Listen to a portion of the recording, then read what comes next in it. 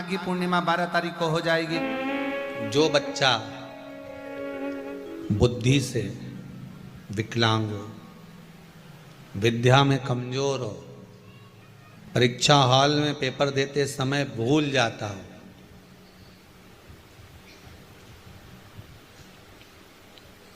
विवेक काम ना करता हो, तो निवेदन है किसी भी पूर्णिमा की रात्रि को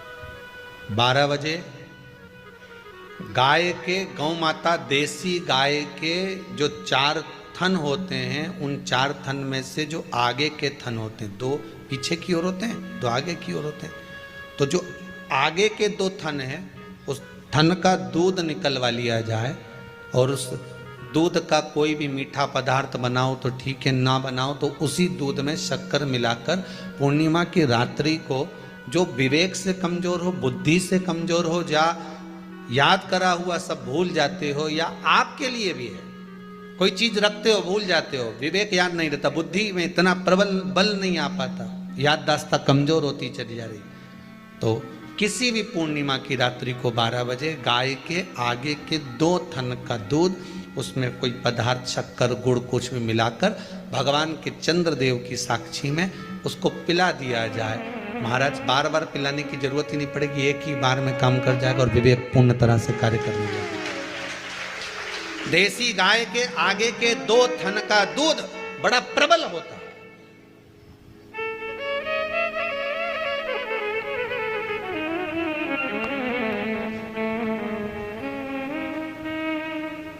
पूर्णिमा की रात्रि को 12 बजे उसका प्रयोग किया जाए।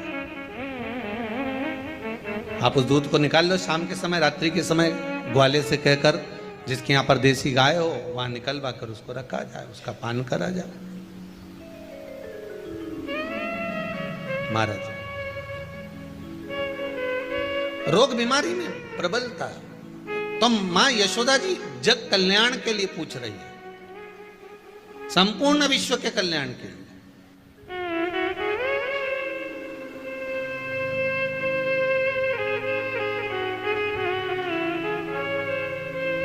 अरे कितना सुंदर संवाद है। स्कंद पुराण में समुद्र मंथन की तिथि, नक्षत्र, घड़ी, पल सब कुछ लिखा हुआ है कि समुद्र मंथन के लिए देवताओं ने इंतजार करा था। कब? जब चंद्र का प्रभाव पूर्ण हो।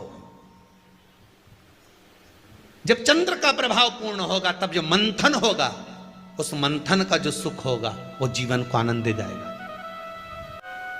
जब देवता 33 कोटि देवता उस चंद्र के इंतजार में रहते हैं कि ये चंद्र प्रबल होगा, तब जाकर ये चंद्र यहां पहुंचेगा, तब जाकर हम मंथन करेंगे, तब जाकर वो अमृत मिलेगा, और उस अमृत को देवता धारण करेंगे तो वो आनंद पा जाएंगे। तो हम क्यों शरद पूर्णिमा छोड़ें? हम क्यों एक एक पूर्णिमा छोड़ें? एक एक पूर्णिमा के महत्व को जानिए। कोई पूर्णिमा साधारण नहीं है, कोई प्रदोष साधारण नहीं है, कोई शिवरात्रि साधारण नहीं है। 12 महीने शिवरात्रि पड़ती है, 12 महीने में प्रदोष पड़ते हैं, पर 12 महीने पड़ते हैं। हम उसका महत्व ही नहीं जान पाते।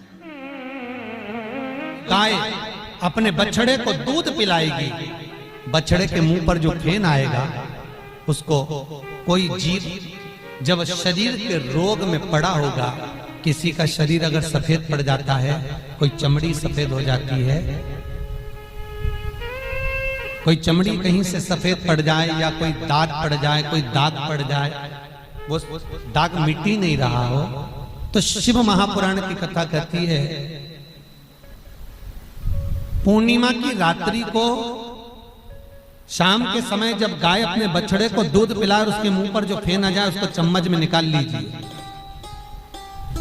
और पूर्णिमा की रात्रि को 12 बजे शरीर पर उस फेन को थोड़ा सा दूध मिलाकर गाय का पूरे शरीर पर जहां जहां पर सफेद दाग पड़ गए हैं वहां लगा लीजिए, और भगवान भूतेश्वर का नाम लेकर 15-20 मिनट तक वो दूध लगे रहने दीजिए और शरीर से वस्त्र को हटाकर फिर स्नान कर लीजिए।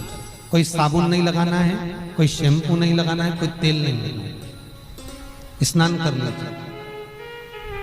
महाराज 3 या 4 पूर्णिमा आप लगातार करेंगे, शरीर पे से सफेद जो रोग हो जाता है वो समाप्त हो जाता है। कोई दवाई नहीं खाना पड़ती, केवल भूतेश्वर महादेव का स्मरण कर कर उस फेन का प्रयोग कर सकते।